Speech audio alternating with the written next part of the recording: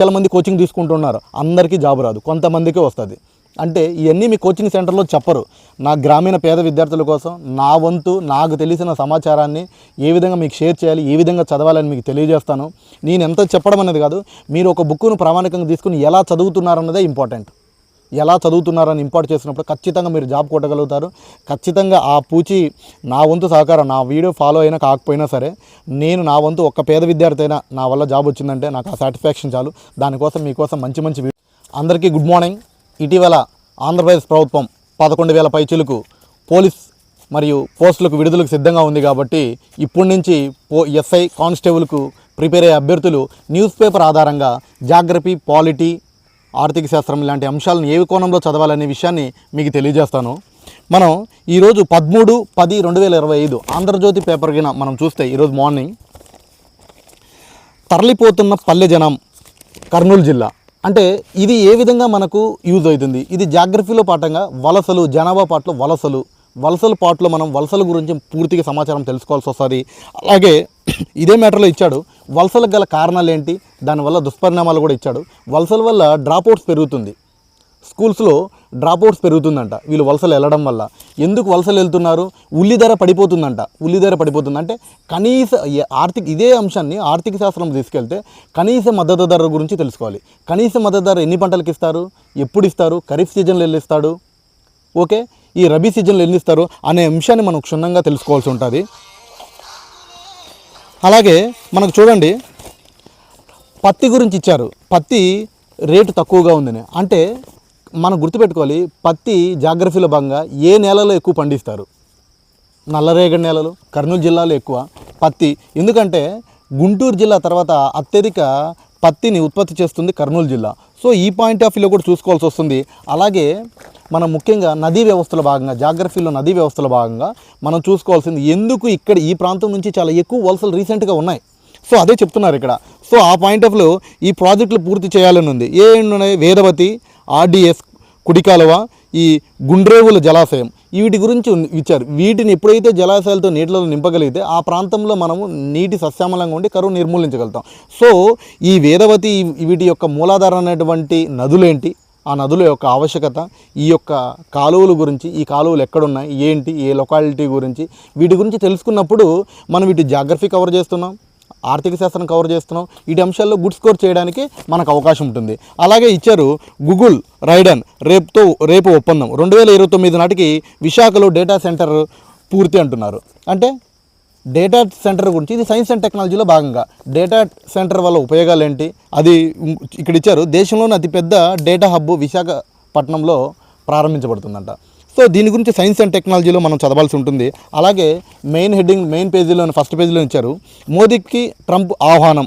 ఎందుకంటే ఇప్పటి వరకు మనకు ఏదైతే అంతర్జాతీయ సంబంధాలు, అమెరికాకు మనకు సత్సంబంధాలు అనేవి దెబ్బతిన్నాయి. ఇలాంటి సమయంలో ఈ యొక్క ఇజ్రాయెల్ యొక్క శాంతి ఒప్పందంలో భాగంగా గాజా శాంతి ఒప్పందం కోసం ఈజిప్ట్ అధ్యక్షుడు ఆల్ సీసీ నుంచి ఆహ్వానం వచ్చింది. సో ఇంటర్నేషనల్ రిలేషన్స్లో భాగంగా ఈ ప్రాంతం దీని గురించి తెలుసుకోవాలి. అంటే ఇంతవరకు ఆపేస్తామా? కాదు. ఎందుకు జరుగుతుంది ఈ గాజా స్ట్రిప్ అయితే ఉంది కదా, దాని గురించి తెలుసుకోవాలి. దాని చుట్టూ ఉన్న దేశాలు ఏంటి, ఓకేనా, ఈ ఎర్ర సముద్రం ఏంటి, జాగ్రఫీలో భాగంగా ఎర్ర సముద్రం ఉంది, ఎర్ర సముద్రం చుట్టూ దేశాలు ఏంటి, వీటి గురించి కంప్లీట్ మనం తెలుసుకోవాల్సి ఉంటుంది. సో ఈ పాయింట్ ఆఫ్ వ్యూలో మనం కరెంట్ అఫైర్స్ని చదువుతూ జనరల్లోకి వెళ్ళిపోవాలి. ఇప్పుడు ఏవైతే మనము పల్లెటూరులో కర్నూలు జిల్లాలో వలసలు ఎందుకు మొదలయ్యాయి? అక్కడ పంటలు వీటికంటే సరిగా పండించకపోవడం వల్ల, వర్షాలు ఎక్కువ పోవడం వల్ల, పత్తి కూడా ఒక్కోసారి వర్షం ఎక్కువ అయిపోయినప్పటికీ కూడా నల్లగా అయిపోవడం, పత్తి దిగుబడి తగ్గడం, వీటి వల్ల ఏమవుతుంది? వలసలు పెరుగుతున్నాయి. వలసలు ఎక్కడ పెరుగుతున్నాయి? గుంటూరు జిల్లాకు ఎందుకు పెరుగుతున్నాయి? ఆ ప్రాంతంలో మిరప ఎక్కువ పండిస్తున్నారు. అక్కడ వచ్చే కూలి పనుల ద్వారా అన్నా సరే వచ్చే ఆదాయంతో కుటుంబాన్ని పోషించుకోవచ్చు అని. వీటన్నిటి బ్యాక్గ్రౌండ్లో చూసుకున్నప్పుడే మనం మంచి స్కోర్ అనేది చేయగలుగుతాం. అంటే ఇది కరెంట్ అఫైర్స్ మాత్రంగానే మనం చూడకూడదు. ఏదైనా సరే ఒక ప్రొఫెషనల్ ఎవరైతే పరీక్ష పత్రాలు రెడీ చేస్తుంటారో వాళ్ళు ఖచ్చితంగా అనేక కోణాలలో న్యూస్ పేపరు, ఇంగ్లీష్ అన్నీ చదువుతూ ఉంటారు. వాళ్ళకు రోజు బర్నింగ్ పాయింట్ ఆధారంగా ఈ పాయింట్ ఆధారంగా ఈ క్వశ్చన్ ఇస్తే బాగుంటుంది అనే ఆలోచన వస్తుంది. ఎందుకంటే జనాభా మన జాగ్రఫీలో పార్ట్ ఉంది కాబట్టి ఖచ్చితంగా మనం చదవాలి. అలాగే సెకండ్ పేజీలోకి వచ్చే లోపల బీఎస్ఎఫ్ తొలి మహిళ ఫ్లైట్ ఇంజనీర్గా భావనా చౌదరి. సో ఇక్కడ అలాగే దాని కింద ఉంది బాధితురాలు కాలేజీ బయటికి వెళ్తే అర్ధరాత్రి ఎలా వెళ్ళింది. ఎవరు? మనకు మా పశ్చిమ బెంగాల్ సీఎం గారు మమతా బెనర్జీ. ఒక మహిళ అర్ధరాత్రి తిరగడం తప్పు అంటుంది. సో ఆఫ్ఘనిస్తాన్ మంత్రి ప్రెస్ మీట్లో మహిళా జర్నలిస్టులకు అవకాశం ఇవ్వలేదు.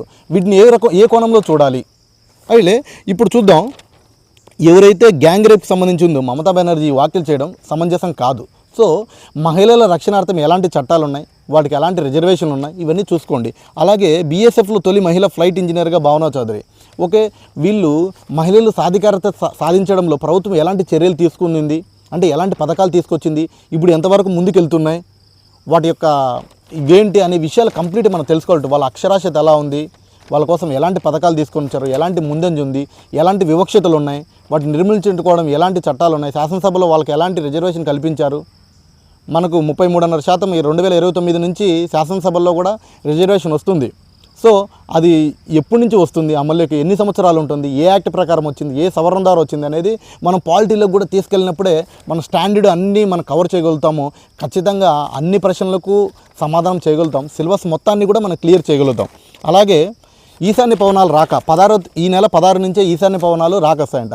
అంటే నైరుతి పవనాలు ఎలా ఎంటర్ అవుతాయి, ఈశాన్య పవనాలుగా అవి నైరుతి ఋతుపవనాలు ఏ విధంగా మారుతాయి, నైరుతి ఋతుపవనాలు మారే క్రమంలో బంగాళాఖాతంలో నుంచి వచ్చే వర్షపుని సముద్రపుని ఆవిరితో ఏ ప్రాంతాల్లో వర్షాలు కురుస్తాయి. అది కేవలం దక్షిణ భారతదేశంలోనే కురుస్తాయి. దక్షిణ భారతదేశంలో ఏ ప్రాంతాలు కురుస్తాయి అంటే ఫర్ ఎగ్జాంపుల్ ఈశాన్య పర్వతాల్లో తమిళనాడులోని వర్షాలు ఎందుకు కురుస్తున్నాయి, అక్కడ షరాయి అని కొండలు ఉంటాయి, ఆ కొండలను ఢీకొంటుకుంటాయి ఈశాన్య పర్వతాలు, ఈశాన్య ఋతుపవనాలు. సో అక్కడ ఎక్కువ వర్షపాతం పడుతుంది. ఈ పాయింట్లన్నీ మనం గుర్తుపెట్టుకొని చేయగలగాలి. ఎందుకంటే మన ఆంధ్రప్రదేశ్లోకి వస్తే మన తిరుపతి జిల్లా, తర్వాత నెల్లూరు జిల్లా, ఈ ప్రాంతంలో ఎక్కువ వర్షపాతం కురుస్తుంది. కారణాలు ఏంటి, ఇవన్నీ మనం తెలుసుకోవాలి. ఓకే, అప్పుడే జాగ్రఫీలో కూడా మనం మంచి స్కోర్ చెల్తాం. కరెంట్ అఫైర్స్ అంటే ఈశాన్య పవనాలు రాక మనకేం సంబంధం అంటే మనకు సంబంధం కాదు. ఇప్పుడు ఇది కరెంట్ అఫైర్ కాకపోవచ్చు, కానీ ఇది స్టాండర్డ్గా మనకు సబ్జెక్ట్ నేర్చుకోవడానికి ఎంతగానో ఉపయోగపడుతుంది. ఈ పాయింట్ని ఆధారంగా నోట్ చేసుకోండి. ఈశాన్య పవనాలు రాకండి, ఈశాన్య పవనాల గురించి జాగ్రఫీ ప్రతిరోజు న్యూస్ పేపర్లో వచ్చే 10 హెడ్డింగ్ పెట్టుకోండి. Polity, geography, economy. ఓకే, ఇవన్నీ పాయింట్లు ఇలా పెట్టుకొని జనరల్ సైన్స్ వీటిని అన్నీ తీసుకొని దాని కింద రాసుకుంటారండి. ఒకనొక సమయంలో మీరు ఒక 6 months తర్వాత మీకు తెలియకుండా సిలబస్ మొత్తం కంప్లీట్ అయిపోతుంది. మీరు బెస్ట్ స్కోర్ అనేది చేయగలుగుతారు. అలాగే హైవే దిగ్బంధం అని ఇచ్చారు. హైవే దిగ్బంధం అంటే హైవే దిగ్బంధంతో మనకి ఎలాంటి సంబంధం లేదు.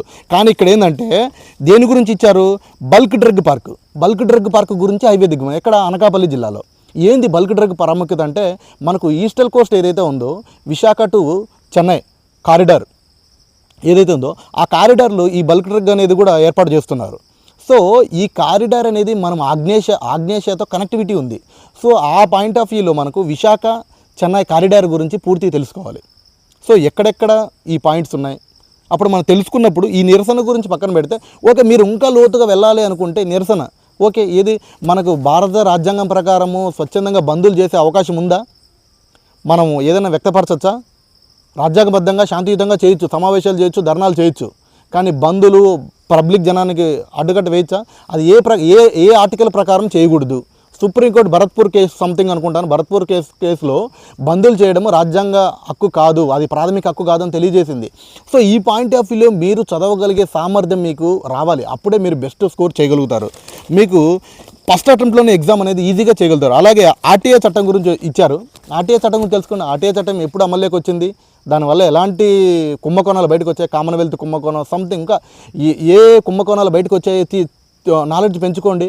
దానివల్ల కూడా మీకు స్టాండర్డ్ ఉన్నటువంటి జాగ్రఫీ సబ్జెక్ట్ కూడా మీరు ఎక్కువ గ్యాదర్ చేసుకోవడానికి అవకాశం ఉంటుంది. అలాగే బేటీ పడావో బేటీ బచావో ఇచ్చాడు. మనం రీసెంట్గా లేడీస్ గురించి చదువుకున్నప్పుడు ఆ పథకంలో భాగంగా ఇది కూడా మనకు వచ్చేస్తుంది.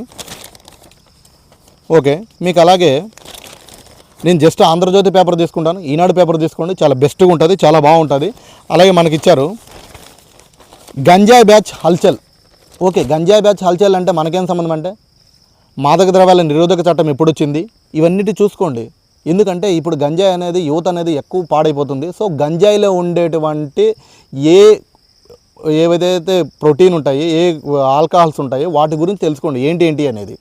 ఓకేనా, అది గంజాయి అనేది మొక్క నుంచి ఏ భాగం నుంచి తీస్తారు, అది ఏ ప్రాంతంలో ఎక్కువ పండిస్తారు, ఇలాంటి అన్నిటి కూడా మనం తెలుసుకోవాల్సినటువంటి ఆవశ్యకత ఉంది. అలాగే నెల్లూరు జిల్లాలో నెర్రి కాలువలో పట్టణ మురుగు వ్యవస్థ ఎక్కువ అవుతుందంట. నెల్లూరు జిల్లాలోని నాయుడుపేట ప్రాంతంలో నెర్రి కాలువ అనేది పట్టణ మురుగు వ్యవస్థ. దీన్ని చూసి మనం ఏం నేర్చుకోవాలి అంటే ఒక వ్యవసాయం చేసేటువంటి కాలువల్లోకి ఇలా మురికి నీటి పంపించడం వల్ల భారలోహాలు, ఆర్సనిక్, పాదరసం ఇలాంటివన్నీ భారలోహాలు వెళ్ళినప్పుడు ఆ ప్రాంతం మురికి అయిపోతుంది.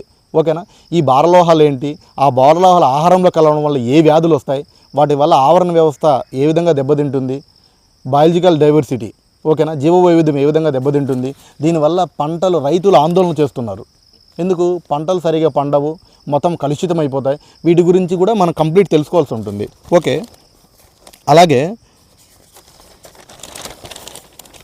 మీకు నకిలీ మద్యంపై సీట్ అని ఇచ్చారు. నకిలీ మద్యం సీటు అయినా మనకు అనవసరం, ఎగ్జామ్కి రావు. కానీ నకిలీ మద్యంలో ఏదైతే కల్తీ అయిన మద్యంలో ఏ స్పిరిట్ కలుపుతారనే విషయం మనకు తెలిసి ఉండాలి. ఓకే, ఏ స్పిరిట్ కలిసి ఉంటారనేది మనకు తెలిసి ఉండాలి. ఓకే, చివరిగా మనము రీసెంట్గా కర్నూలు జిల్లాలో ప్రధానమంత్రి గారి ప్రోగ్రాం ఉంది. ఆ ప్రోగ్రాం దేనిపైన ఉంది, ఓకే, జిఎస్టీ సూపర్ సేవింగ్స్. అంటే ఇప్పుడు మనం ఇమీడియట్గా ఆర్థిక శాస్త్రంలోకి వెళ్ళిపోయి జీఎస్టీలో భాగంగా 2.0 సంస్కరణలు తీసుకొచ్చారు. అనేక నిత్యావసర వస్తువులు పైన భారం తగ్గింది, ఈవెన్ దో కార్ల పైన తగ్గింది. ఆ GST 1 సంస్కరణ ఏంటి, GST 2 సంస్కరణ ఏంటి, అలా ఎలాంటి ప్రభావం చూపించింది, దానివల్ల మనం GST ద్వారా నెలకి ఎంత ఆదాయాన్ని సంపాదిస్తున్నాము, ఇవన్నీ కూడా తెలుసుకోవాల్సిన ఆవశ్యకత మనకుంది. GST ఏ ఆర్టికల్ ప్రకారము మనకు రాజ్యాంగంలో పొందుపరిచారు, 279 ఈ విధంగా, అదేవిధంగా ఏ రాజ్యాంగ సంవిధానానికి వచ్చింది అనే అంశాలు మనం పాలిటీలోకి కూడా వెళ్ళాల్సి ఉంటుంది. ఓకే, సో ఇవన్నీ మీరు తెలుసుకున్నప్పుడే మీరు జస్ట్ ఫర్ ఎగ్జాంపుల్ న్యూస్ పేపర్ని ఎలా చదవాలి అనేది మొత్తం మీకు క్లియర్ కట్గా తెలియజేశాను. ఇంకోటి గుర్తుపెట్టుకోండి, కోచింగ్ సెంటర్లో లక్షల మంది కోచింగ్ తీసుకుంటున్నారు, అందరికీ జాబ్ రాదు, కొంతమందికే వస్తుంది. అంటే ఇవన్నీ మీ కోచింగ్ సెంటర్లో చెప్పరు. నా గ్రామీణ పేద విద్యార్థుల కోసం నా వంతు నాకు తెలిసిన సమాచారాన్ని ఏ విధంగా మీకు షేర్ చేయాలి, ఏ విధంగా చదవాలని మీకు తెలియజేస్తాను. నేను ఎంత చెప్పడం అనేది కాదు, మీరు ఒక బుక్ను ప్రామాణికంగా తీసుకుని ఎలా చదువుతున్నారన్నదే ఇంపార్టెంట్. ఎలా చదువుతున్నారని ఇంపార్ట్ చేసినప్పుడు ఖచ్చితంగా మీరు జాబ్ కొట్టగలుగుతారు. ఖచ్చితంగా ఆ పూచి నా వంతు సహకారం, నా వీడియో ఫాలో అయినా కాకపోయినా సరే నేను నా వంతు